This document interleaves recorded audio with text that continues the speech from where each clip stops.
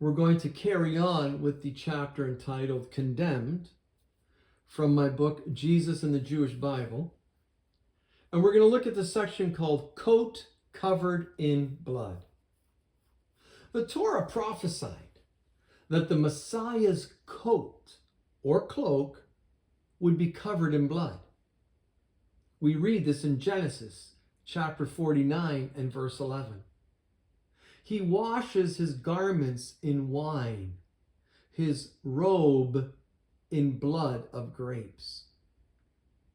Isaiah asked in Isaiah chapter 63 and verse 2, "Why is your clothing so red, your garments like his who treads grapes?" And King Solomon prophesied in the Song of Songs, chapter 5 and verse 7. "They struck me, they bruised me. The guards of the walls stripped me of my mantle." Stripping me of my mantle was a prophecy of how they would take off Yeshua's tunic and place a royal robe upon him in a gesture of mockery. The Messiah's garment was also foretold in the story of Joseph. Joseph, one of Jacob's 12 sons, was given a beautiful colored coat. His brothers were so jealous of him that they faked his death. We read about this in Genesis. They took Joseph's tunic, slaughtered a kid, and dipped the tunic in the blood. Genesis chapter 37 and verse 31. Several parallels that exist between the story of Joseph and Jesus are thus. Joseph's brothers wanted to kill him. Jesus' Jewish brothers wanted to kill him. Joseph's tunic was drenched with blood. Jesus' tunic was drenched in his own blood. Joseph's coat of many colors represented the Israelite nation and the nations of the world. Jesus' death was for all the sins of all the nations of the world. Herod was not convinced that Jesus was guilty of any crime, never mind a crime worthy of death. Thus, he sent Jesus back to Pilate. We read about this in John chapter 19, verses 1 to 5. Then Pilate had Jesus flogged with a lead-tipped whip. The soldiers wove a crown of thorns and put it on his head, and they put a purple robe on him. "Hail, King of the Jews," they mocked, as they slapped him across the face. Pilate went outside again and said to the people, "I am going to bring him out to you now, but understand clearly that I find him not guilty."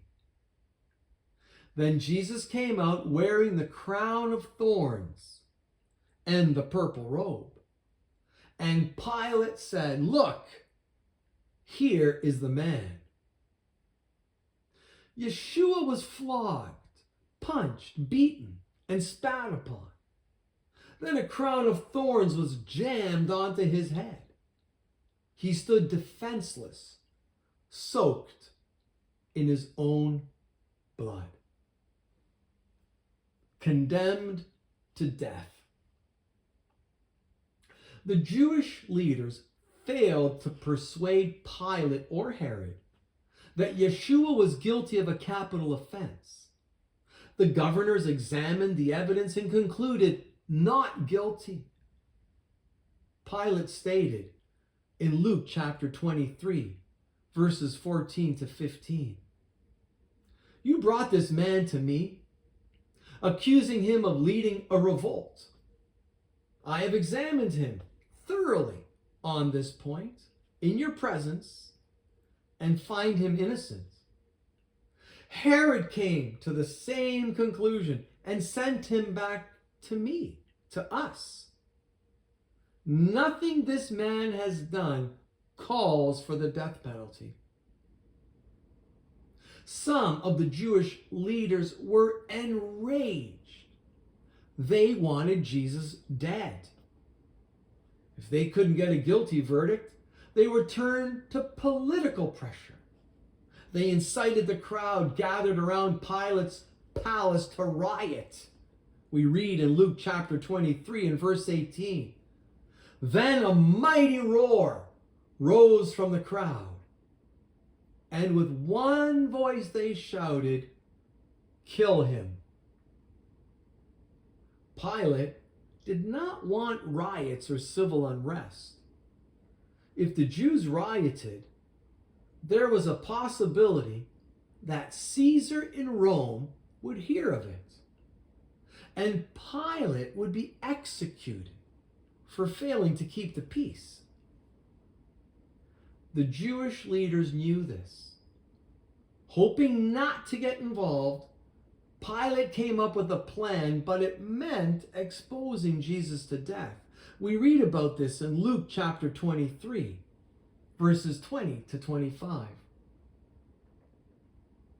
Now, it was the governor's custom each year, during the Passover celebration, to release one prisoner to the crowd, anyone they wanted. This year, there was a notorious prisoner, a man named Barabbas.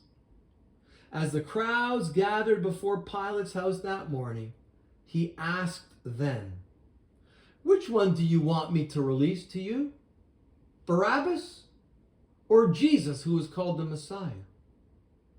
He knew very well that the religious leaders had arrested Jesus out of envy. That was from Matthew chapter 27, verses 15 to 18. And now we read Luke 23, verses 20 to 25. Pilate argued with them because he wanted to release Jesus, but they kept shouting, "Crucify him, crucify him." For the third time he demanded, "Why? What crime has he committed? I found no reason to sentence him to death, so I will have him flogged and then release him." But the mob shouted louder and louder, demanding that Jesus be crucified, and their voices prevailed. So Pilate sentenced Jesus to die, as they demanded, as they had requested. He released Barabbas, the man in prison for insurrection and murder. But he turned Jesus over to them to do as they wished. Journey to the cross. Jesus' fate was sealed. We read in Matthew chapter 27, verses 27 to 33. Some of the governor's soldiers took Jesus into their headquarters and called out the entire regiment. They stripped him and put a scarlet robe on him. They wove thorn branches into a crown and put it on his head. And they placed a reed stick in his right hand as a scepter. Then they knelt before him in mockery and taunted, "Hail, King of the Jews!" And they spit on him and grabbed the stick and struck him on the head with it. When they were finally tired of mocking him, they took off the robe and put his own clothes on him again. Then they led him away to be crucified, and they went out to a place called Golgotha, which means place of the skull. Some of the Jewish religious leaders finally succeeded in getting the death sentence applied to Jesus. Through this barbaric act, the Messiah would die for our sins. In the next video, we're going to look at the chapter entitled The Cross.